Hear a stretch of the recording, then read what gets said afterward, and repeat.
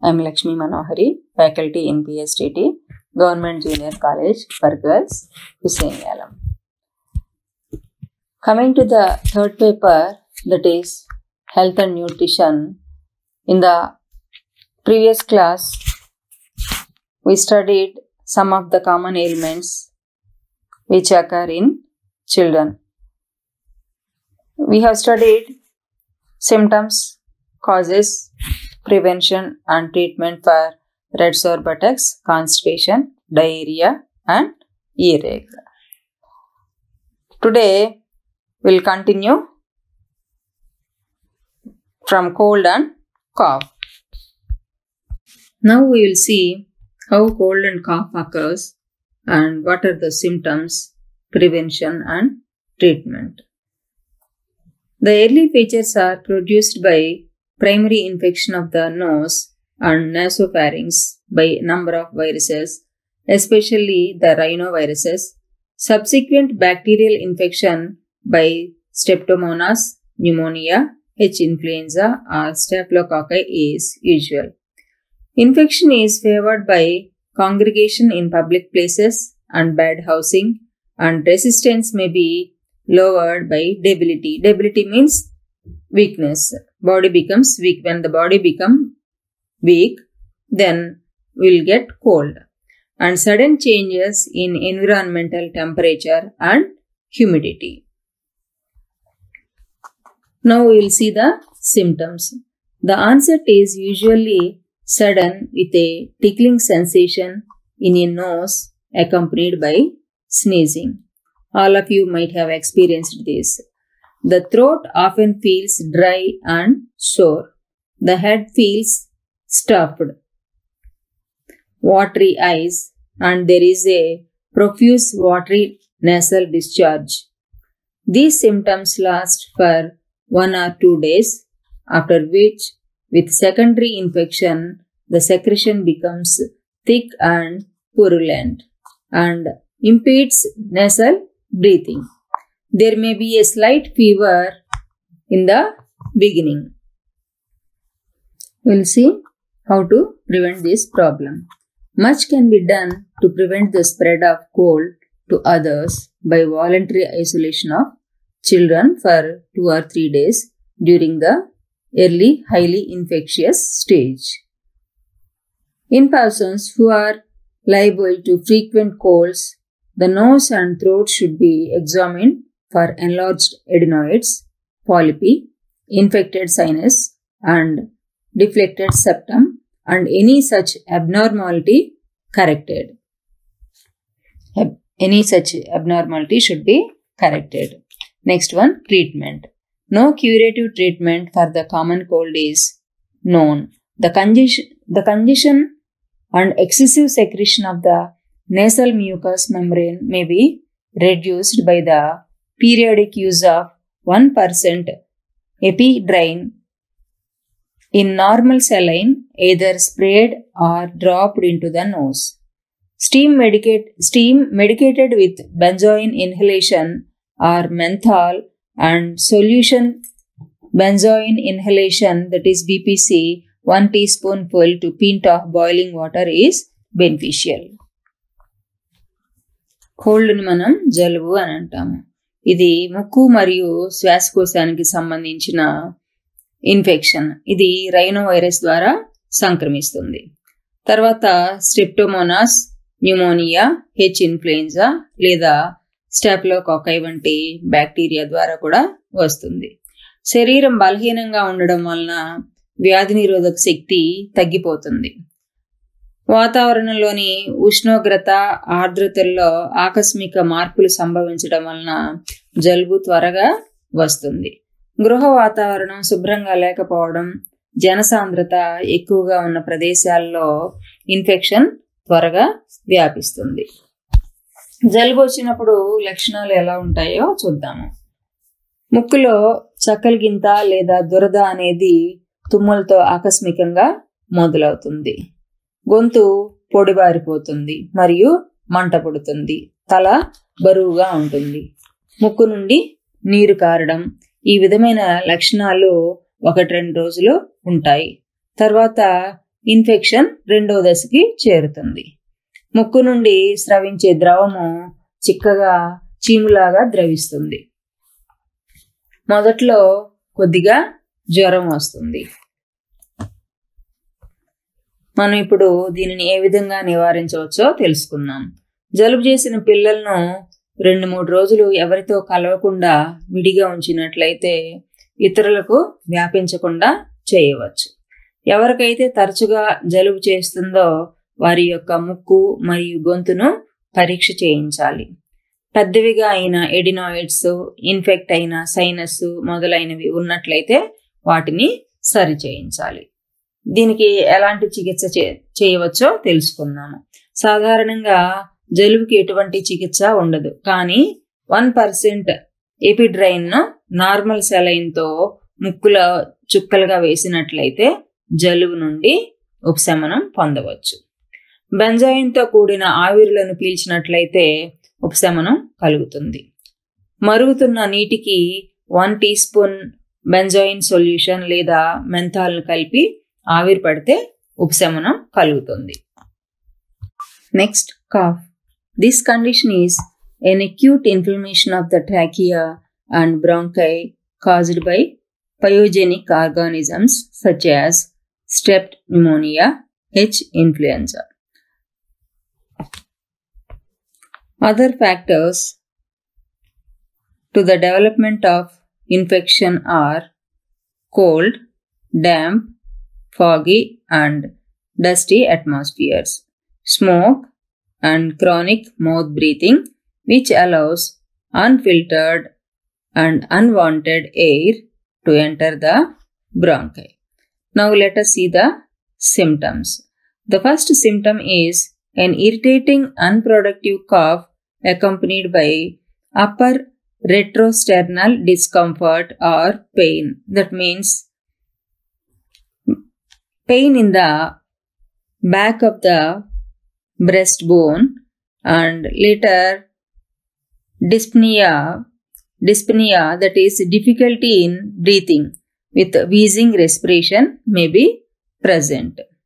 The sputum is at first scanty, mucoid, viscid and difficult to bring up and may be occasionally streaked with blood. A day or two later, it becomes more copious. Acute bronchitis may be an early and prominent manifestation of some underlying disease such as measles or whooping cough. Next, treatment for cough. The patient should be confined to bed. If the attack is mild, a cough syrup may be used. If severe, antibiotics and antihistamines may be used. ఈ కాఫ్ని మనం దగ్గు అంటాము. ఈ దగ్గు అనేది step pneumonia, H influenza వంటి bacteria వలన శ్వాసకోశాల్లో ఏర్పడినటువంటి దీర్ఘకాలిక మంట. దీనివలన దగ్గు వస్తుంది. చల్లగా, తేమగా, మంచుతో కూడిన ఉన్న వాతావరణం వలన మరియు పొగ, దుమ్ము, ధూళితో కూడి ఉన్న వాతావరణం వలన దీర్ఘకాలికంగా నోటితో గాలిని పీల్చడం వలన వస్తుంది. అలా పీల్చడం వలన ఫిల్టర్ కాని గాలి శ్వాసనాళాల్లోకి వెళ్ళి దగ్గు వస్తుంది. ఇప్పుడు మనం లక్షణాలు ఎలా ఉంటాయో చూద్దాం. శబ్దంతో కూడిన శ్వాస మనం గమనించవచ్చు. జిగురుగా ఉన్న, కళ్ళ బయటకు రాక ఇబ్బంది పడుతూ ఉండడం, అరుదుగా కళ్ళలో రక్తంతో కూడిన జీరలు కనిపించడం మనం గమనించవచ్చు. 1-2 రోజుల తర్వాత ఇంకా ఈ లక్షణాలు తీవ్రమవుతాయి. తట్టు లేదా పొంగు మరియు కోరింత దగ్గు వంటి వ్యాధులు వచ్చినప్పుడు కూడా శ్వాసకోశ సంబంధ వ్యాధి అనగా దగ్గు వస్తుంది. ఇక చికిత్స విషయంలో రోగికి తగినంత విశ్రాంతి అవసరం. దగ్గు కొద్దిగా ఉన్నప్పుడు కాఫ్ సిరప్ వాడితే సరిపోతుంది. అదే తీవ్రంగా ఉన్నప్పుడు యాంటీబయోటిక్స్ తప్పనిసరిగా వాడాలి. Now coming to fever. The normal body temperature of a human being at rest is 37 degrees Celsius or 98.4 to 98.6 degrees Fahrenheit. Now let us see the types of fever. There are 4 types of fevers. First one, continuous fever. The name itself shows that the temperature remains above normal throughout the day and does not fluctuate more than 1 degree Celsius in 24 hours. Example, lobar pneumonia, typhoid, urinary tract infections, brucellosis or typhus. Second one is intermittent fever. The temperature elevation is present only for a certain period. Later, it comes back to normal. Example, malaria, kala azar, pyemia or septicemia. And again, in intermittent fever, there are 3 types of fevers. Number 1, quotidian fever.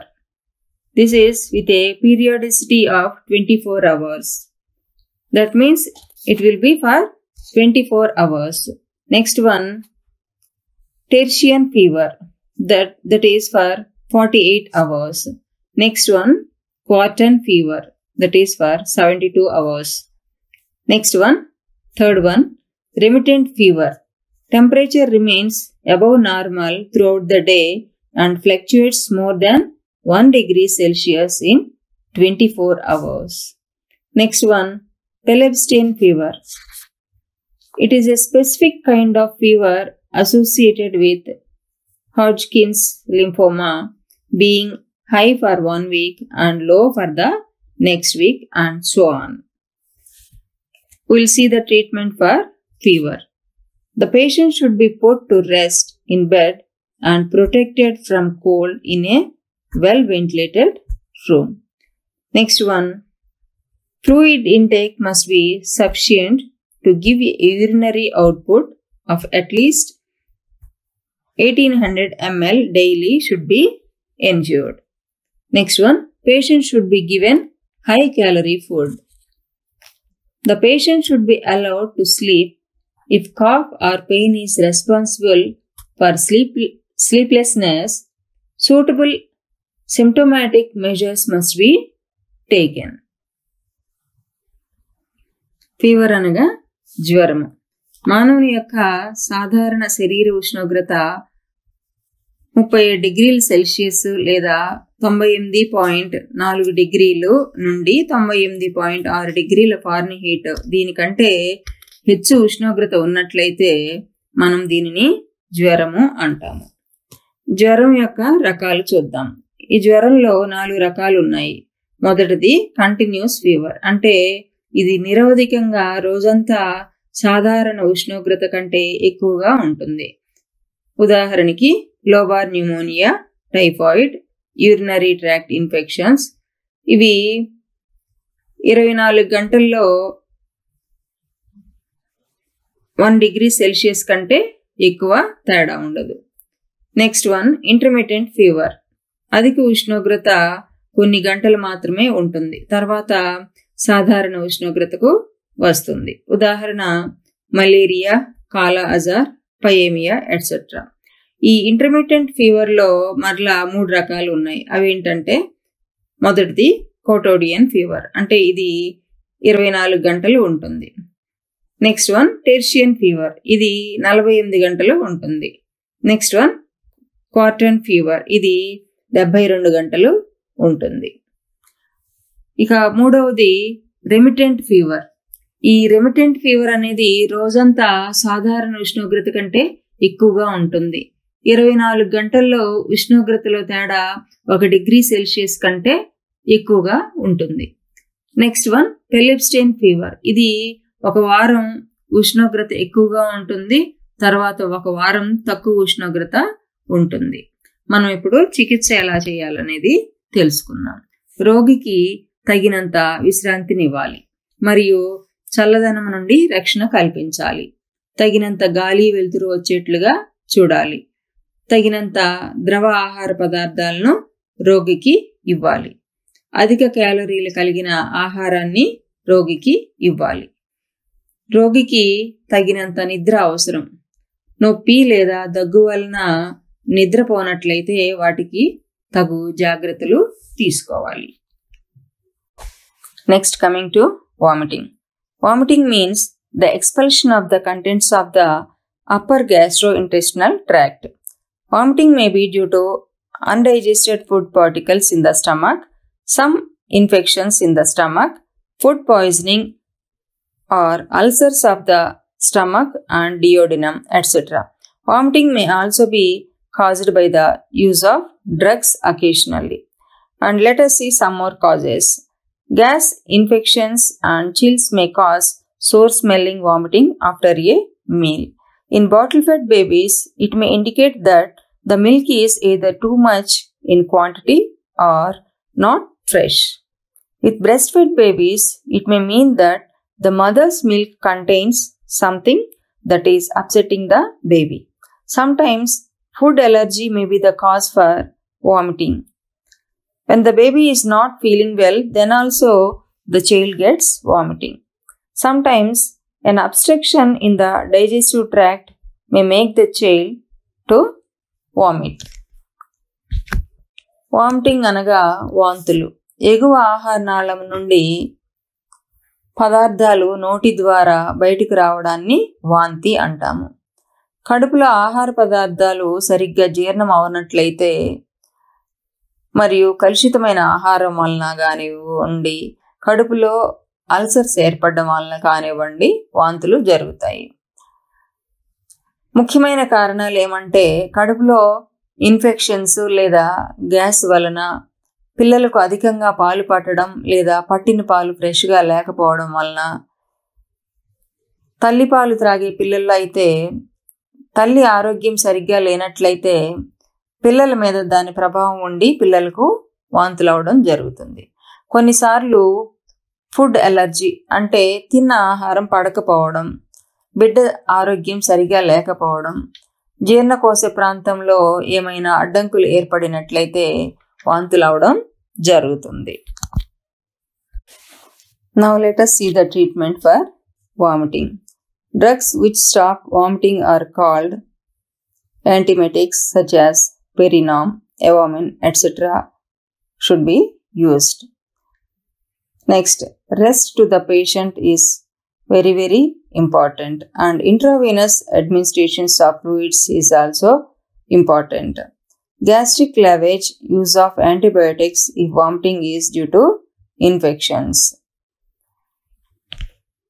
మనము వాంతులకు చికిత్సను తెలుసుకుందాం. పెరినామ్, ఎవామిన్ వంటి వాంతులను తగ్గించే మందులను వాడాలి. రోగికి తగినంత విశ్రాంతిని ఇవ్వాలి. ద్రవ పదార్థాలను ఇవ్వాలి, అంటే సెలైన్ ద్వారా. ఇన్ఫెక్షన్ వలన వాంతులు అయినట్లయితే యాంటీబయాటిక్స్ని వాడాలి. Now let us move to colic.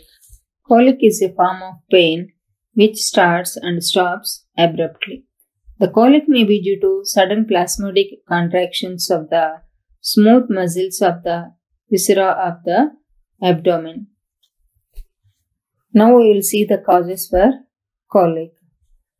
Wrong composition of the milk, which may be due to the mother's ill health or unsuitable artificial food. Next one, overfeeding may also cause pain in the stomach. Next one, irregular or too frequent feeding.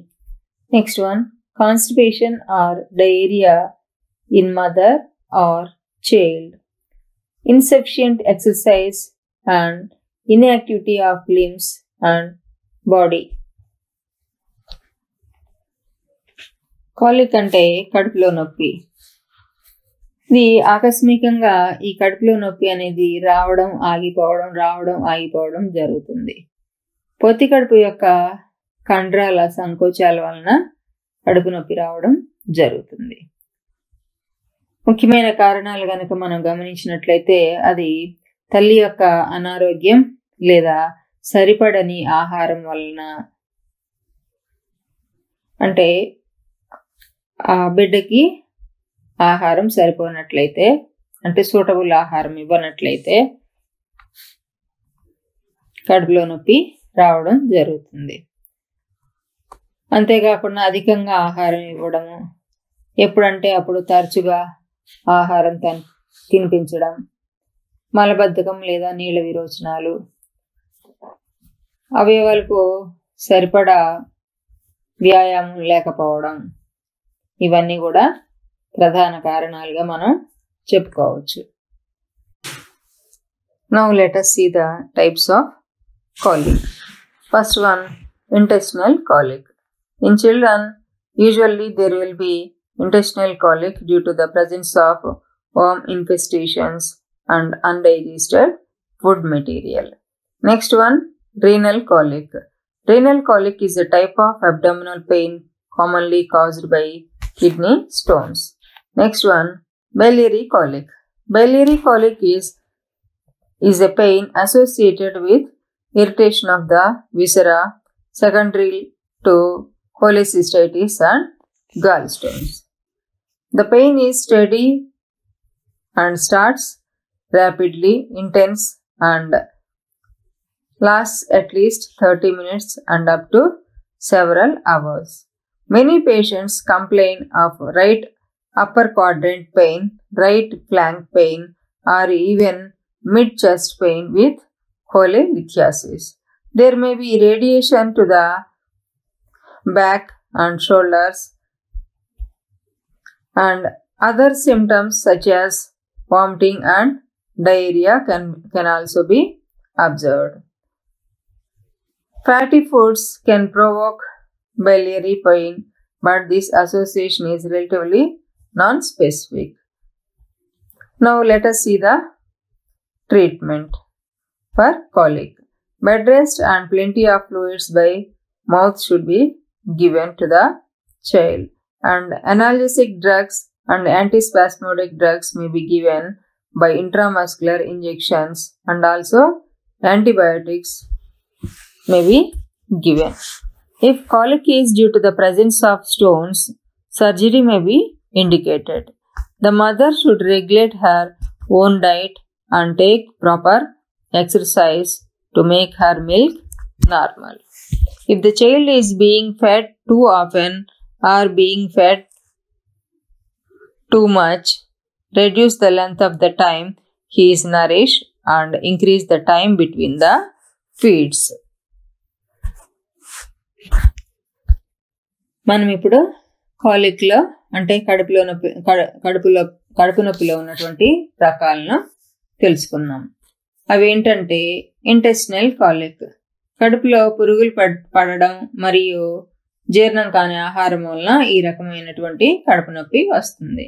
Next one, renal కాలిక్, కిడ్నీలో రాళ్లు ఏర్పడడం మూలంగా ప్రతి కడుపులో నొప్పి వస్తుంది.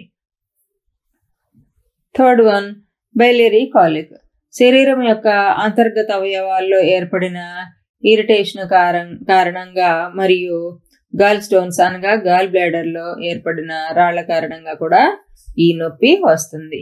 నొప్పి అనేది నిలకడగా ఉంటుంది, త్వరగా తీవ్రంగా మొదలవుతుంది, కనీసం 30 నిమిషాలు ఉంటుంది మరియు కొన్ని గంటల వరకు కూడా ఉంటుంది.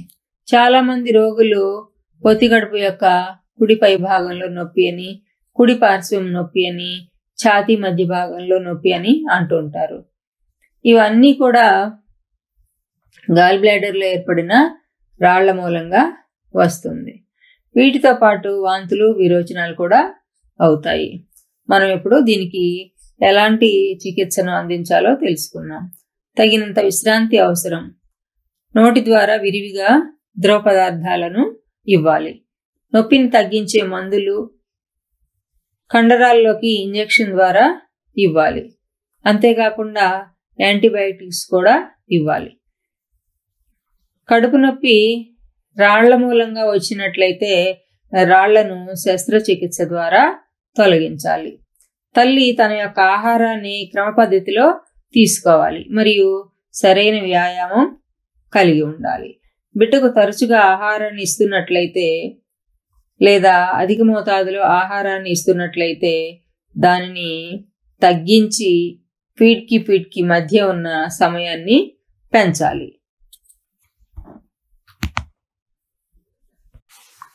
Next, precautions to be taken for treating a sick child. Bed rest, warmth, cleanliness of the body, plenty of fluids by mouth or by intravenous injection are to be given. Analgesic drugs for pain and antispasmodic drugs are to be administered if there is any pain in the abdomen. Next one, administration of antibiotics if any infection is present. Antidiarrheal drugs for diarrhea or dysentery may be administered. Deworming must be done. If sickness is due to infections like measles, chickenpox, gastroenteritis, then isolation of the patient must be done. If the sickness becomes severe, hospitalization of the patient must be done. Provide separate towels and equipment for use and see that they are clean. Follow the doctor's or nurse's instructions. Failure to carry out even the smallest detail may become serious. Encourage him to eat the food which has been ordered. This can easily be done by giving small amounts and by making the food look attractive. If the child cannot go to sleep, read him a suitable story. Usually, children feel bored, insecure, and irritable when they are sick. Therefore, parents should have patience and spend time with the child by reading to him, by helping in doing small activities like coloring, painting based on the age of the child. Sick children should be provided with love, company, and sense of security. Proper ventilation should be provided by keeping windows slightly open. Then the caregivers should make the child to feel comfortable. మనం ఇప్పుడు జబ్బు పడిన బిడ్డ పట్ల ఎలాంటి జాగ్రత్తలు తీసుకోవాలో తెలుసుకుందాం. మొదటగా తగినంత విశ్రాంతి, వెచ్చదనము ఇవ్వాలి. శరీరాన్ని శుభ్రంగా ఉంచాలి. ద్రవ ఆహార పదార్థాలను నోటి ద్వారా లేదా నరాల్లో ఇంజెక్షన్ ద్వారా ఇవ్వాలి. నెక్స్ట్, పొత్తి కడుపులో నొప్పి ఉన్నట్లయితే నొప్పిని తగ్గించే మందును ఇవ్వాలి. ఏదైనా ఇన్ఫెక్షన్ ఉన్నట్లయితే యాంటీబయోటిక్స్ను ఇవ్వాలి. విరోచనాలు ఉన్నట్లయితే తగ్గటానికి మందులు వాడాలి. కడుపులో నులి పురుగులు ఉన్నట్లయితే అవి పోవడానికి మందులు వాడాలి.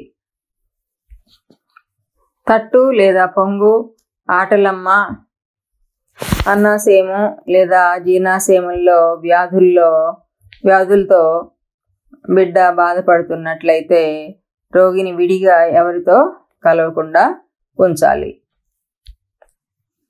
వ్యాధి తీవ్రంగా ఉన్నట్లయితే రోగిని వైద్యశాలకు తరలించాలి. సపరేట్ టవల్, వస్తువులు రోగిని విడిగా ఉంచాలి మరియు అవి శుభ్రంగా ఉండాలి. వైద్యుడు మరియు నర్సుల యొక్క సలహాలను, సూచనలను పాటించాలి. ఏ చిన్న పొరపాటు జరిగినా అది ప్రమాదానికి దారితీస్తుంది కాబట్టి సూచనలను యథావిధిగా పాటించాలి. రోగికి ఏ ఆహారం అయితే ఇస్తారో అది మాత్రమే తినేట్లుగా రోగిని ప్రోత్సహించాలి.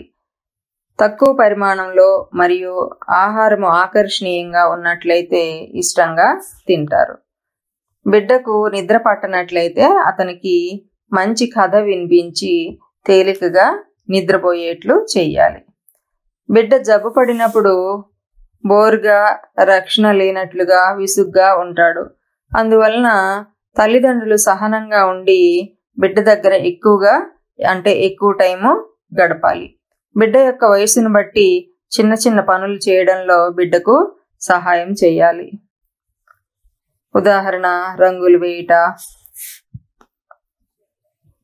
నెక్స్ట్, జబ్బుపడిన బిడ్డకు ప్రేమను పంచాలి, కంపెనీ ఇవ్వాలి, రక్షణ కల్పించాలి మరియు రోగికి సౌకర్యంగా ఉండేట్లుగా చూడాలి. కిటికీలు కొద్దిగా తెరిచి సరైన గాలి వెలుతురు వచ్చేట్లుగా చూడాలి, కానీ నేరుగా బలమైన గాలి బిడ్డకు తగలకుండా చూడాలి.